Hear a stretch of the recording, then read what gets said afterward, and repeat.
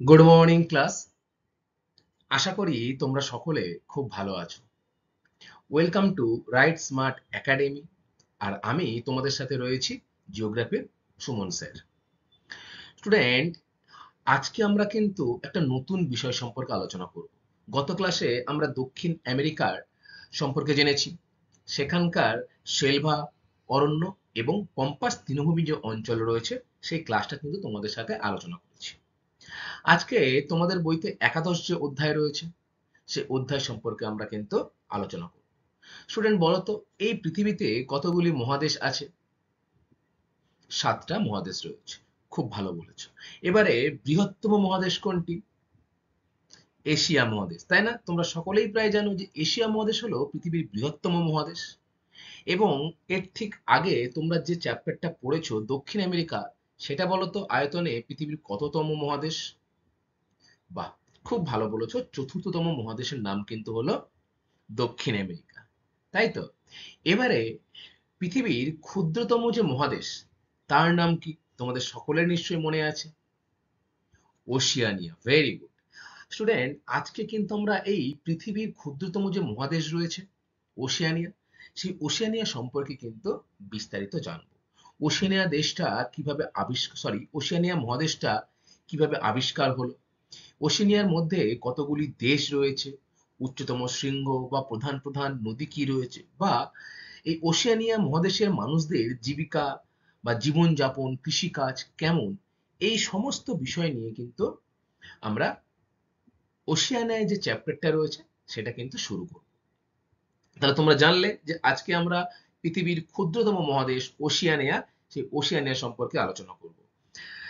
আজকে ক্লাস তো আমি আলোচনা করবই, তার আগে তোমরা বলো তো দক্ষিণ আমেরিকা তো তোমরা গত ক্লাসে পড়েছো। কয়েকটা প্রশ্ন উত্তরের মাধ্যমে জানার চেষ্টা করি তোমাদের কেমন পড়াশোনা মুখস্থ হয়েছে, তাই তো? আচ্ছা, তাই। তাহলে তোমরা কেউ আমাকে বলো তো যে দক্ষিণ আমেরিকার দেশের সংখ্যা কয়টি? ভেরি গুড, ঠিক বলেছো যে 13টি কিন্তু দেশ রয়েছে দক্ষিণ আমেরিকার। এর মধ্যে বিখ্যাত বিখ্যাত কয়েকটি কিন্তু শহর রয়েছে, তাই না? তাহলে দক্ষিণ আমেরিকার বিখ্যাত বিখ্যাত শহরগুলি কি বলতো? Very good. Rio de Janeiro, Santiago, Quito, Montevideo বা বুয়েনস ইত্যাদি কিন্তু হলো দক্ষিণ আমেরিকার প্রধান প্রধান কি না শহর। এবারে দক্ষিণ আমেরিকা মহাদেশের আমরা নদ নদী সম্পর্কেও পড়েছিলাম। বলতো পৃথিবীর বৃহত্তম নদী কোনটি? আমাজন নদী। খুব ভালো বলেছো। আর দক্ষিণ আমেরিকার প্রধান নদী কোনটি? আমাজন নদী। একদম ঠিক বলেছো। তাহলে পৃথিবীর যে বৃহত্তম নদী সেটা কিন্তু হলো আমাজন নদী। এই আমাজন অববাহিকা বা এই যে দক্ষিণ আমেরিকার যে দেশগুলো রয়েছে সেগুলো কিন্তু বেশিরভাগ নিরক্ষীয় জলবায়ুর অন্তর্গত, অর্থাৎ এই অঞ্চলে কিন্তু প্রচুর বৃষ্টিপাত হয়, ফলে ঘন বন জঙ্গলের কিন্তু সৃষ্টি হয়েছে। আমরা সকলেই জানি না আমাজন পৃথিবীর গভীরতম একটি অরণ্যের মধ্যে একটি। তোমরা পড়েছিলে তো শেলভা অরণ্য। বলতো পৃথিবীর কত পার্সেন্ট অক্সিজেন এই শেলভা অরণ্য যোগান দেয়? বলো। বাহ, ঠিক বলেছো যে পৃথিবীর 20% অক্সিজেনের যোগান দেয় কিন্তু কে না এই শেলভা অরণ্য। এবারে দক্ষিণ আমেরিকার উচ্চতম শৃঙ্গ কি ছিল? তোমাদের সেটাও নিশ্চয়ই মনে আছে। বলো, দক্ষিণ আমেরিকার উচ্চতম শৃঙ্গের নাম কি? আন্দিজ পর্বতের অ্যাকনকাগুয়া। এই অ্যাকনকাগুয়া হলো কিন্তু কে না দক্ষিণ আমেরিকার সর্বোচ্চ শৃঙ্গ, তাই তো? আচ্ছা, আমরা গত ক্লাসে শেলভা চিরহরিৎ বৃক্ষের বনভূমি পড়েছিলাম এবং পড়েছিলাম পম্পাস তৃণভূমি। মূলত শেলভা তৃণভূমি বনাঞ্চলে মূলত কোন কোন উদ্ভিদ ও প্রাণী লক্ষ্য করা যায়? দেখো, উদ্ভিদ বললে কি বলবে? ফার্ন, ছত্রাক, শৈবাল, বিভিন্ন ধরনের আগাছার সাথে সাথে কি কি থাকে না প্রাণী বললে অ্যানাকোন্ডা সাপ, মাকড়সা, মাছি, মাংসাশী পিঁপড়ে, রক্তচোষা বাদুড়, এরকম কিন্তু যে ভয়ঙ্কর ভয়ঙ্কর জীবজন্তুগুলো রয়েছে সেটা কিন্তু এই আমাজন অববাহিকায় যে জঙ্গল রয়েছে সেগুলোতে লক্ষ্য করা যায়।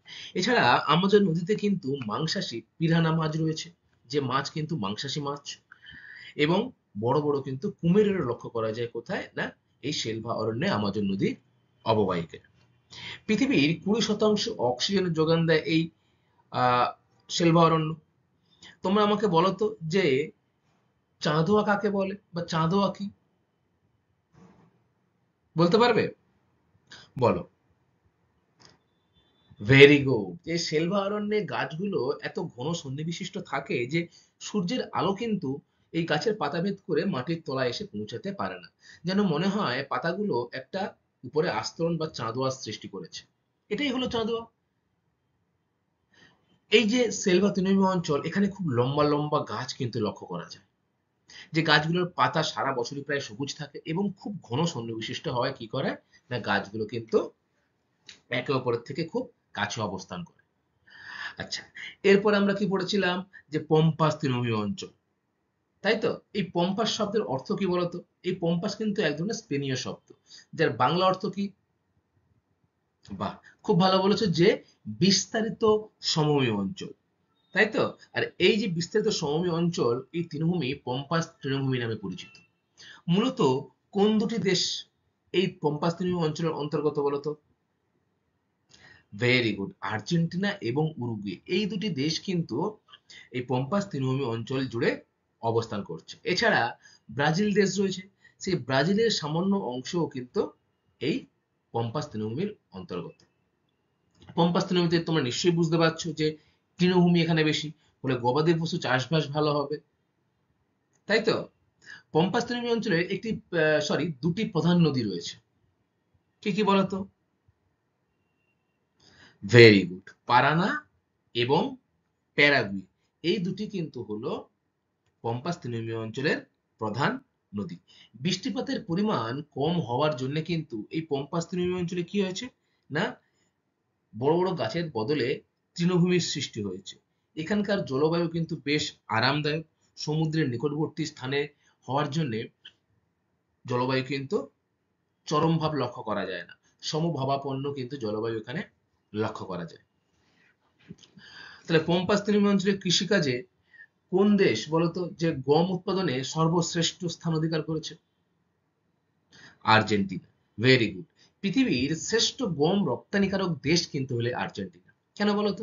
কারণ এখানে এত পরিমাণে গম উৎপন্ন হয় যে স্থানীয় যে চাহিদা রয়েছে সেই চাহিদা মেটানোর পরও এই গম অত্যাধিক বেশি থাকে, যা বিদেশে কিন্তু রপ্তানি করা হয়। তাই গম রপ্তানিতে বিশ্বের 1 নম্বর স্থান অধিকার করেছে কোন দেশ? আর্জেন্টিনা। খুব ভালো করে মনে রাখবে। এবং এই পম্পাস তৃণভূমি অঞ্চলকে কিন্তু দক্ষিণ আমেরিকার একটি বিশেষ নামে আখ্যা দেওয়া হয়েছে, বলতে পারবে কি? বাহ, একদমই ঠিক বলেছো, যে দক্ষিণ আমেরিকার শস্য ভান্ডার কিন্তু বলা হয় কাকে না এই পম্পাস তৃণভূমি অঞ্চলকে। একটাই কারণ, প্রচুর পরিমাণে শস্য এই অঞ্চলে উৎপাদিত হয়। তাহলে গম ছাড়া আর কি কি এখানে উৎপাদিত হয় না ভুট্টা, বার্লি, তুলো, নানা রকম ফল, শাকসবজি কিন্তু এই পম্পাস তৃণভূমি অঞ্চলে প্রচুর পরিমাণে উৎপন্ন হয়। এরপরে দেখো, তৃণভূমি থাকবে সেখানে পশুপালন হবে না, সেটা তো হয় না, তাই তো? তাহলে তৃণভূমি থাকলে পশুপালন হবে ভালো, কারণ তৃণ তো পশুদেরই প্রধান খাদ্য।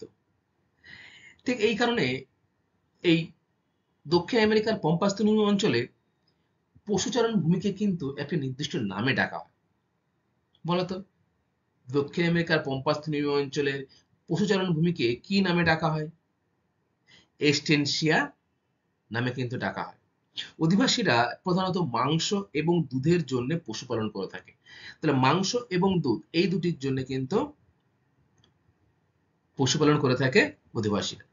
তোমরা আমাকে বলো তো, দুগ্ধ শিল্পের জন্য বিখ্যাত কোন অঞ্চল?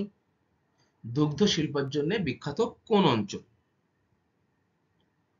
ভেরি গুড, কর্ডোবা অঞ্চল, তাই না? দেখো, আন্দিজ পর্বতের পাদদেশে এই কর্ডোবা অঞ্চল রয়েছে, যেখানে কিন্তু দুগ্ধ শিল্পের জন্য খুবই বিখ্যাত। এবারে এই যে মাংস এত বেশি রয়েছে, এই মাংস রপ্তানিতে পৃথিবীতে প্রথম দেশ কোনটা বলতো? এটাও কিন্তু আর্জেন্টিনা। দেখো, মাংস রপ্তানিতে পম্পাস তৃণভূমি অঞ্চল তথা আর্জেন্টিনা দেশ পৃথিবীর মধ্যে কিন্তু প্রথম স্থান অধিকার করেছে। তাহলে এখানে যে শিল্পগুলো গড়ে উঠবে সেগুলো দুগ্ধজাত শিল্প, বা খনিজ শিল্প কিন্তু অতটা সমৃদ্ধ নয়, তাই এখানে কিন্তু বড় কোনো শিল্প গড়ে ওঠেনি। এর পরিবর্তে কি শিল্প, না খাদ্য প্রক্রিয়াকরণ শিল্প, এছাড়া পশুজাত কাঁচামালকে ভিত্তি করে গুঁড়ো দুধ, এছাড়া পনির, মাখন, ঘি, এই জাতীয় শিল্প কিন্তু এই পম্পাস তৃণভূমি অঞ্চলে গড়ে উঠেছে। ঠিক আছে? আচ্ছা, তাহলে গত ক্লাসের পড়া তোমরা কিন্তু মনোযোগ দিয়ে শুনেছো। আজকে আমরা পড়ব পৃথিবীর যে ক্ষুদ্রতম মহাদেশ, তার নাম কি? ওশিয়ানিয়া। ওশিয়ানিয়া কিন্তু নানা রকম প্রাকৃতিক দিক দিয়ে খুব সৌন্দর্য একটি মহাদেশ। পৃথিবীর গভীরতম খাদ যেমন এখানে রয়েছে, তেমনি পৃথিবীর দীর্ঘতম প্রবাল প্রাচীর, এছাড়া বিখ্যাত বিখ্যাত শহর, আহ, অদ্ভুত যে প্রাণী ক্যাঙ্গারু, সেই ক্যাঙ্গারুর দেশ কিন্তু হলো এই ওশিয়ানিয়া। সেই ওশিয়ানিয়া সম্পর্কে কিন্তু আমরা বিস্তারিত জানবো। দেখো, আজকে কেবলমাত্র আমরা ওশিয়ানিয়া সম্পর্কে কিছু গুরুত্বপূর্ণ তথ্য এবং ওশিয়ানের যে প্রশাসনিক বিভাগ সেই সম্পর্কে আলোচনা করব। একটা ক্লাসের মধ্যে পুরো তো ওশিয়ানিয়া ক্লাসটা তোমাদের করানো সম্ভব নয়, চ্যাপ্টারটা অনেক বড়। তাই আজকের ক্লাসে আমি ওশিয়ানিয়া সম্পর্কে কিছু নতুন তথ্য এবং ওশিয়ানিয়ার যে অভিযান রয়েছে, কিভাবে ওশিয়ানিয়া মহাদেশটা আবিষ্কার হয়, এবং ওশিয়ানিয়ার যে আঞ্চলিক বিভাগ, সমগ্র ওশিয়ানিয়াকে কয়েকটি আঞ্চলিক বিভাগে ভাগ করা যায়, সেই সম্পর্কে কিন্তু তোমাদের সাথে আলোচনা করব। দেখো, প্রথমে রয়েছে ওশিয়ানিয়া। আয়তনের দিক থেকে পৃথিবীর ক্ষুদ্রতম মহাদেশ এই ওশিয়ানিয়া। এবারে ক্ষুদ্রতম মহাদেশ তো ওশিয়ানিয়া, বৃহত্তম তো এশিয়া মহাদেশ। ক্ষুদ্রতম মহাদেশে কতজন বাস করে, এটাও একটা ইন্টারেস্টিং বিষয়, তাই না? দেখো, দ্বিতীয় পয়েন্টে রয়েছে প্রায় 10,000-এরও বেশি দ্বীপ নিয়ে এই মহাদেশ কিন্তু গড়ে উঠেছে। তাহলে ভাবতে পারছো, পৃথিবীর এই স্থানে কিন্তু রয়েছে, দেখো, ওশিয়ানিয়া মহাদেশ। এই অংশটাকে কিন্তু আমরা বলছি ওশিয়ানিয়া মহাদেশ। এই ওশিয়ানিয়া মহাদেশ প্রায় 10,000-এরও বেশি দ্বীপ রয়েছে, অসংখ্য ছোট ছোট দ্বীপ কিন্তু এইসব জায়গায় রয়েছে, সেগুলো আমরা আস্তে আস্তে পড়বো। এই দ্বীপগুলো নিয়েই কিন্তু সমগ্র মহাদেশটা গড়ে উঠেছে। জনসংখ্যা খুবই কম, সমগ্র মহাদেশের জনসংখ্যা মাত্র 3.5 কোটি। এই যে পুরো একটা মহাদেশ, এই মহাদেশের জনসংখ্যা কত? 3.5 কোটি। এর থেকে পশ্চিমবঙ্গে কিন্তু আমরা যেখানে বসবাস করছি, সেই পশ্চিমবঙ্গের জনসংখ্যা কিন্তু এর থেকে প্রায় 3 গুণ বেশি। তাহলে ভাবো, একটা মহাদেশ যেটায় মাত্র 3.5 কোটি মানুষ বসবাস করছে, অপরদিকে আমাদের রাজ্য পশ্চিমবঙ্গ, সেখানে কিন্তু প্রায় 10 কোটি মানুষ কিন্তু বসবাস করে, তাই তো? আচ্ছা, এই যে দেশটি রয়েছে সম্পূর্ণরূপে পর্যটন উপরে কিন্তু নির্ভরশীল। পর্যটন ওশেনিয়ার দেশগুলির অর্থনীতিতে কিন্তু বিরাট ভূমিকা পালন করে। প্রতি বছর প্রায় 1 কোটিরও বেশি মানুষ কিন্তু ওশেনিয়ার বিভিন্ন দেশে বেড়াতে আসে। ওশেনিয়ার দুটি গুরুত্বপূর্ণ দেশ কিন্তু রয়েছে, খুব গুরুত্বপূর্ণ দেশ। কি কি বলতো, বলতে পারবে কেউ? সেই দেশ কিন্তু ক্রিকেট খেলায় খুবই পারদর্শী একটা দেশ। দুটো দেশই ক্রিকেট খেলায় খুব পারদর্শী। Very good, Australia. দেখো, অস্ট্রেলিয়া এবং নিউজিল্যান্ড, এই দুটি দেশ কিন্তু এই ওশেনিয়া মহাদেশের মধ্যে রয়েছে, এবং আয়তনের দিক থেকে ওশেনিয়া মহাদেশের যে বৃহত্তম দেশ, সেটা কিন্তু কি? অস্ট্রেলিয়া। খুব ভালো করে মনে রাখবে। দেখো, সমগ্র এটা কিন্তু ওশেনিয়া, এর মধ্যে এই যেটুকু অংশ, এটা কিন্তু পুরোটাই প্রায় অস্ট্রেলিয়া। তাহলে প্রতি বছর 1 কোটির বেশি মানুষ কিন্তু এই ওশেনিয়া মহাদেশে আসে, এবং এখানের যে অর্থনীতি, সেই অর্থনীতিতে এগিয়ে নিয়ে যেতে সাহায্য করে কারা? না, পর্যটন শিল্প। এরপরে দেখা রয়েছে বিচিত্র সব প্রাণী এবং উদ্ভিদের বসবাস কিন্তু এই মহাদেশে। মানে এখানে এমন এমন উদ্ভিদ এবং প্রাণী বসবাস করে, যা কিন্তু পৃথিবীর অন্যান্য কোনো মহাদেশে তেমন লক্ষ্য করা যায় না। যাদের অন্যান্য মহাদেশে কেবলমাত্র এই ওশেনিয়া মহাদেশেই লক্ষ্য করা যায়। কি কি হতে পারে? যেমন রয়েছে ক্যাঙ্গারু। ক্যাঙ্গারু কিন্তু কেবলমাত্র এই ওশেনিয়া মহাদেশের অস্ট্রেলিয়া দেশ রয়েছে সেখানে লক্ষ্য করা যায়। এছাড়া ওয়ালবি, হংসচঞ্চু, এই দেখো ডান দিকে এই যে ছবিটা তোমরা দেখছো, এটার নাম কিন্তু হলো হংসচঞ্চু। আর ক্যাঙ্গারু, তোমরা সকলেই ক্যাঙ্গারুকে চেনো, অস্ট্রেলিয়ার জাতীয় পশু, তাই তো? এই ক্যাঙ্গারু কিন্তু হলো ওশেনিয়া মহাদেশের বিখ্যাত একটি পশু। এছাড়া কি রয়েছে?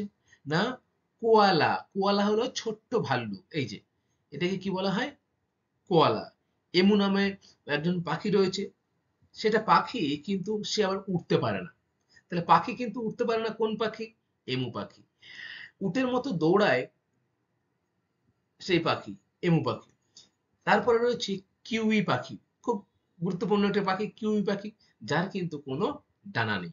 দেখো এই যে কিউই পাখি, পাখি কিন্তু তার কোনো ডানা, এই যে ডানা থাকে না পাখির, এই ডানা কিন্তু নেই। এই ওশেনিয়া মহাদেশের ইউক্যালিপটাসের জন্ম হয়েছে। ইউক্যালিপটাস গাছ আমরা গ্রামে গঞ্জ শহরেও দেখতে পাই, মাঝে মাঝে দেখতে পাই তো। তাহলে এই যে ইউক্যালিপটাস গাছটা প্রথম কিন্তু জন্ম হয়েছে কোথায়, না ওশেনিয়া মহাদেশে। এছাড়া যারা, কারি প্রভৃতি যে চিরহরিৎ গাছ কেবল এই মহাদেশেই অর্থাৎ ওশেনিয়া মহাদেশেই কিন্তু লক্ষ্য করা যায়। তাহলে কত বৈচিত্র্য একটা মহাদেশ দেখো, এমন এমন জীবজন্তু বা প্রাণী বা উদ্ভিদ রয়েছে যেগুলো কিন্তু কেবলমাত্র সেই ওশেনিয়া মহাদেশেই লক্ষ্য করা যায়, অন্যান্য মহাদেশে কিন্তু তেমন ভাবে লক্ষ্য করা যায় না। এর পরের পয়েন্ট দেখা রয়েছে, বেশিরভাগ অঞ্চল যেহেতু দক্ষিণ গোলার্ধে, তাই জুন জুলাই মাসে শীতকাল আর ডিসেম্বর জানুয়ারি মাস কিন্তু গরমকাল।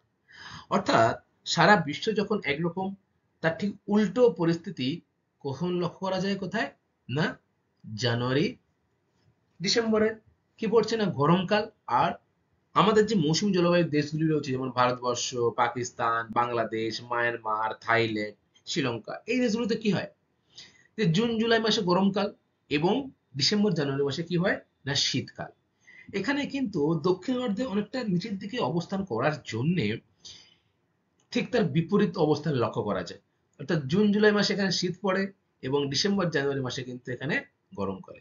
পরীক্ষা অনেক সময় আসবে যে অস্ট্রেলিয়াতে কোন মাসে গরমকাল পড়ে, অপশন দেওয়া থাকবে জানুয়ারি বা জুন, জুলাই, আগস্ট, তখন তোমাদের উত্তর কি হবে, না জানুয়ারি মাস হচ্ছে গরমকাল। ঠিক আছে, এরপরে দেখো কি রয়েছে, ওশেনিয়া অভিযান, অর্থাৎ ওশেনিয়া মহাদেশটা কিভাবে আবিষ্কৃত হলো।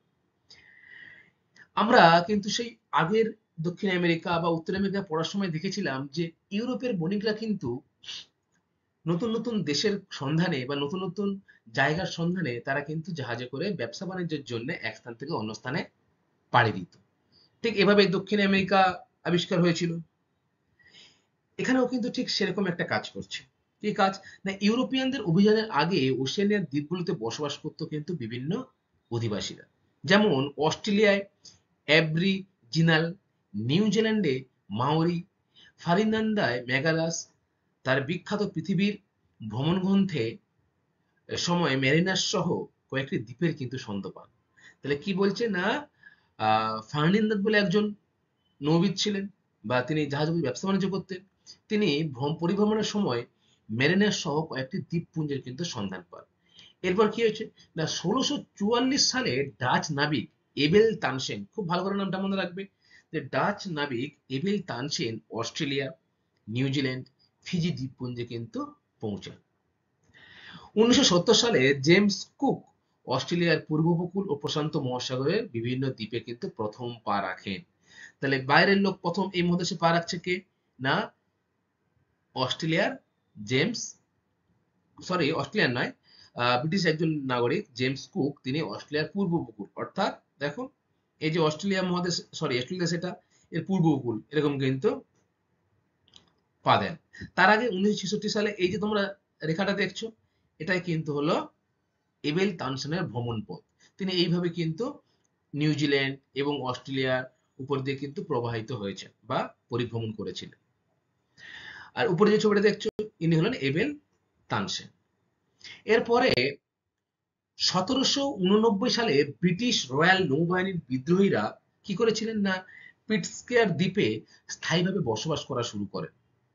এরপরে অস্ট্রেলিয়া, নিউজিল্যান্ড, ফিজিতে ব্রিটিশ উপনিবেশ স্থাপিত হয়। ব্রিটিশরা যেমন আমাদের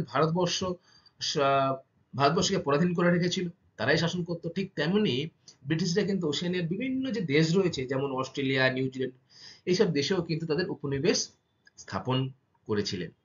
পরে অন্যান্য ইউরোপীয় শক্তি বিশেষত ফরাসিরা কয়েকটি দ্বীপ আধিপত্য বিস্তার করেন।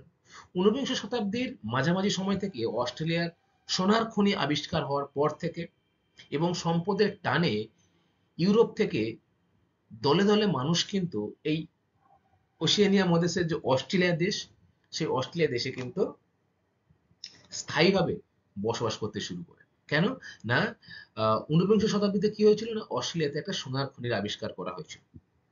সেই সম্পদের টানে অসংখ্য মানুষ কিন্তু সেখানে গিয়ে বসবাস করতে শুরু করে। মনে থাকবে তাহলে তোমাদের যে ওশেনিয়া অভিযান কি।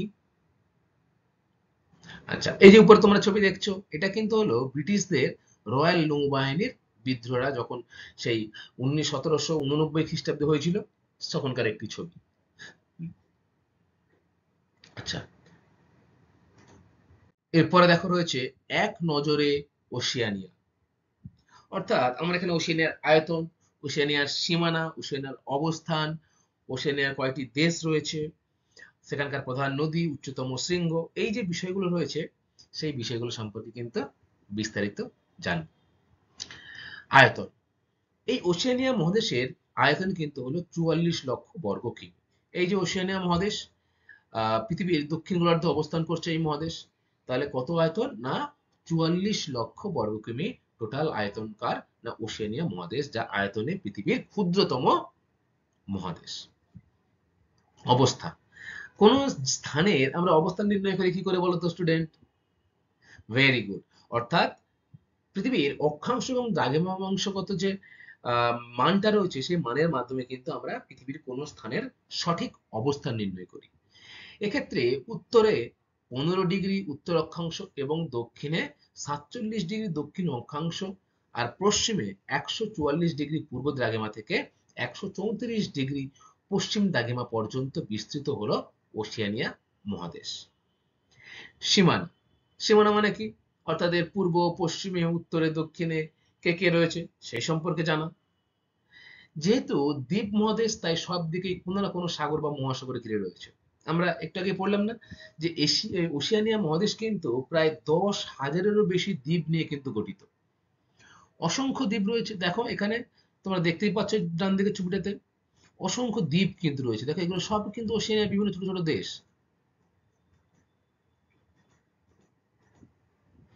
ঠিক আছে, এগুলো কি না, এগুলো যেহেতু দ্বীপ মহাদেশ তাই চারিদিকে কিন্তু কি রয়েছে না, সমুদ্র বা মহাসাগর দিয়ে কিন্তু ঘেরা।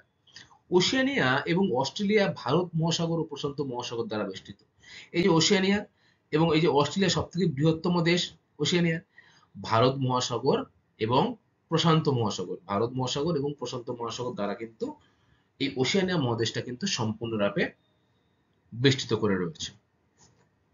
আচ্ছা, তারপরে দেখো রয়েছে ওশেনিয়া মহাদেশের সর্বোচ্চ শৃঙ্গ কি? তোমাদের মনে আছে যে দক্ষিণ আমেরিকার সর্বোচ্চ শৃঙ্গের নাম কি? Aconcagua, very good. আচ্ছা বলো তো, এশিয়া মহাদেশের সর্বোচ্চ শৃঙ্গের নাম কি? Very good, Mount Everest. তাহলে সর্বোচ্চ শৃঙ্গ কোনটা না, একটা মহাদেশের মধ্যে সব থেকে যে উঁচুতম স্থানটা রয়েছে তাকে আমরা কি বলবো? সর্বোচ্চ শৃঙ্গ। এক্ষেত্রে আমাদের ওশেনিয়া মহাদেশের সর্বোচ্চ শৃঙ্গের নাম কি বলতো? পাপুয়া নিউগিনির মাউন্ট উইলহেলাম। পাপুয়া নিউগিনি একটি দেশ, সেই পাপুয়া নিউগিনির মাউন্ট উইলহেলাম হলো কিন্তু ওশেনিয়া মহাদেশের সর্বোচ্চ শৃঙ্গ। দেখো অস্ট্রেলিয়া, নিউজিল্যান্ড এই যে দেশগুলো রয়েছে এগুলো সম্পর্কেও কিন্তু আমরা পড়ব। যেমন অস্ট্রেলিয়ার যে উচ্চতম শৃঙ্গ তার নাম কি বলতো? তার নাম কিন্তু হলো মাউন্ট কোসিয়াসকো। আবার নিউজিল্যান্ড রয়েছে, সে নিউজিল্যান্ড কিন্তু রয়েছে মাউন্ট কুক হলো উচ্চতম শৃঙ্গ। এগুলো আমরা আস্তে আস্তে যখন অস্ট্রেলিয়ার ভূপ্রকৃতি, নিউজিল্যান্ডের ভূপ্রকৃতি পড়বো তখন কিন্তু জানবো। আর ওশেনিয়ার সর্ববৃহৎ যে বা সর্বোচ্চ যে শৃঙ্গ তার নাম হলো পাপুয়া নিউগিনির মাউন্ট উইলহেলাম। মনে থাকবে তোমাদের? আচ্ছা, দীর্ঘতম নদী, দীর্ঘতম নদী হলো ওশেনিয়ার মারে ডার্লিং নদী। আর এই মারে ডার্লিং নদী কিন্তু কোথায় অবস্থান করছে, কোন দেশে? অস্ট্রেলিয়ায় কিন্তু মারে ডার্লিং নদী অবস্থিত। দেখো মারে এবং তার প্রধান উপনদী কিন্তু ডার্লিং।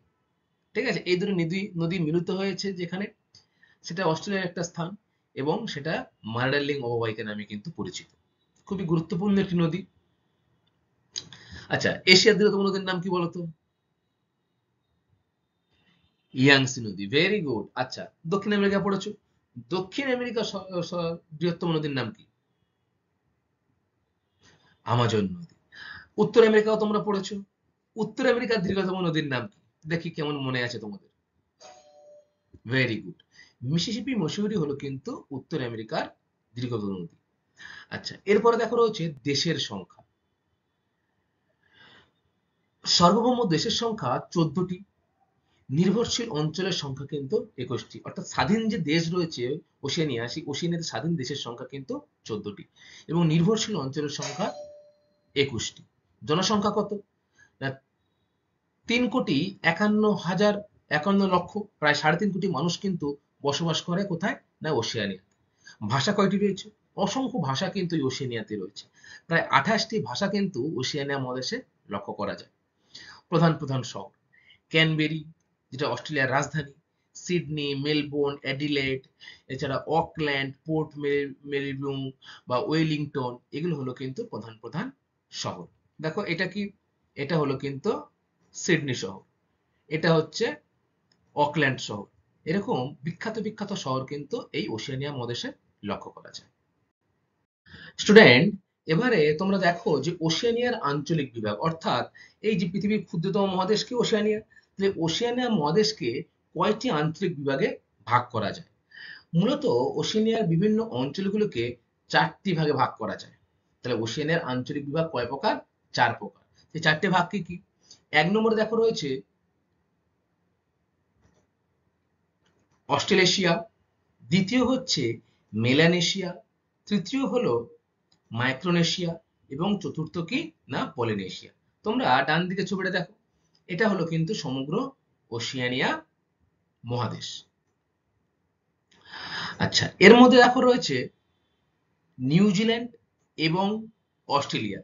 দেখো 1 নম্বরে রয়েছে অস্ট্রেলেশিয়া, অস্ট্রেলিয়া আর নিউজিল্যান্ড। তাহলে এই অস্ট্রেলিয়া আর নিউজিল্যান্ডকে নিয়ে কিন্তু গঠিত হয়েছে কি? না অস্ট্রেলেশিয়া। বুঝতে পেরেছো? তাহলে দুটি প্রধান শহর কিন্তু প্রধান দেশ কিন্তু হয়ে গেল অস্ট্রেলিয়া আর নিউজিল্যান্ড, অস্ট্রেলেশিয়া। এরপরে রয়েছে দেখো মেলানেশিয়া। মেলানেশিয়া কোন অঞ্চলটা? দেখো এই যে ভাগ করা রয়েছে,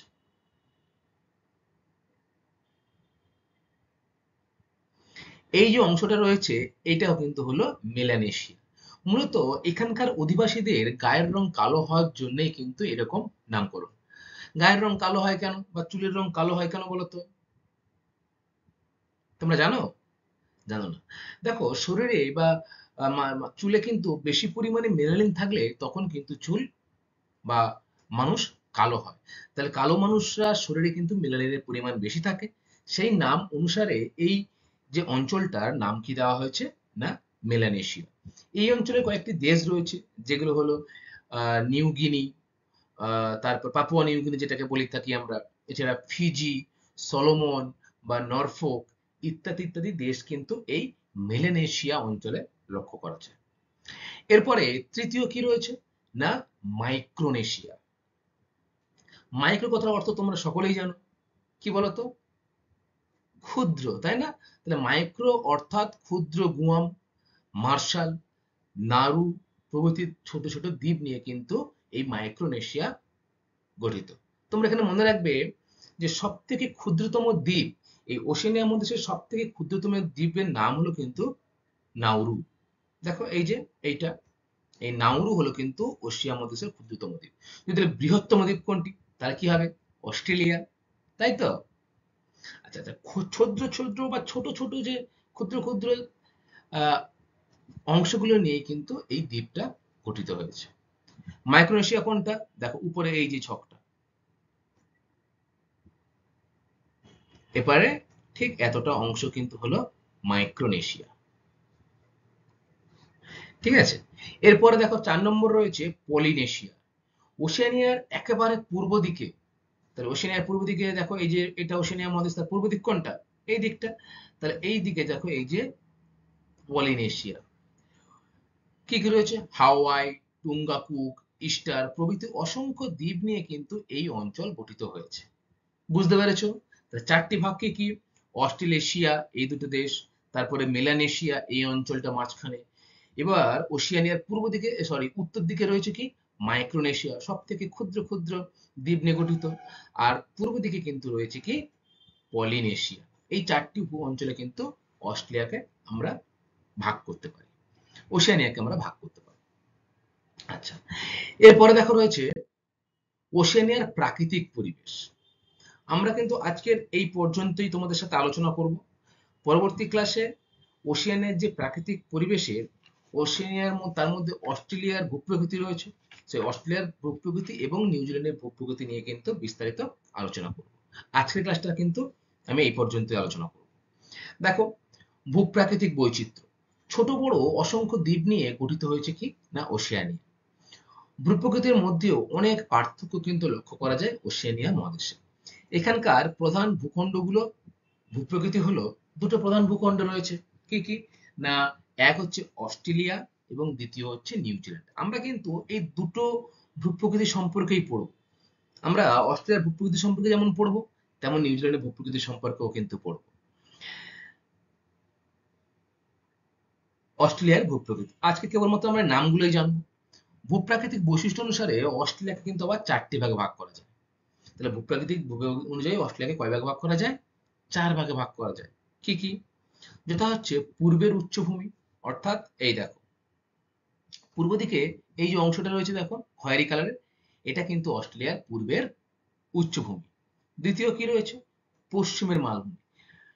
দেখো, অস্ট্রেলিয়া দেশটির মধ্যে কিন্তু এই পশ্চিমের মালভূমি অঞ্চলটা সব থেকে বেশি পরিমাণে লক্ষ্য করা যায়। তাহলে অস্ট্রেলিয়ার মধ্যে কিন্তু মালভূমির অঞ্চলটা সব থেকে বেশি। এরপরে রয়েছে মধ্যভাগের সমভূমি। দেখো এই অঞ্চলটা, এই অঞ্চলটাকে কি বলা হচ্ছে? মধ্যভাগের সমভূমি। এবং লাস্টে কি রয়েছে না, উপকূলের সমভূমি। উপকূলের সমভূমি কোনটা? অস্ট্রেলিয়া তো চারিদিকে কি রয়েছে? সমুদ্র রয়েছে, আর সমুদ্রের তীরবর্তী অঞ্চলকে আমরা কি বলবো? উপকূলবর্তী অঞ্চল। অর্থাৎ এই যে অঞ্চলগুলো দেখো আলাদা করে ভাগ করা রয়েছে কিছুটা করে।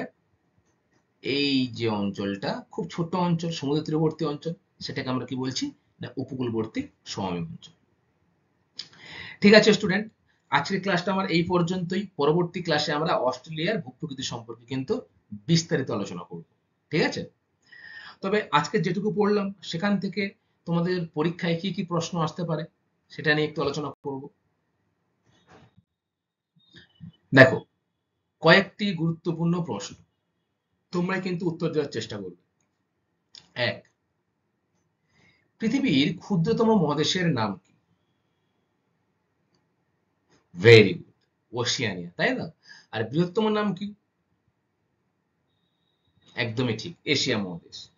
ওশেনিয়া মহাদেশের দীর্ঘতম নদীর নাম কি? বলো।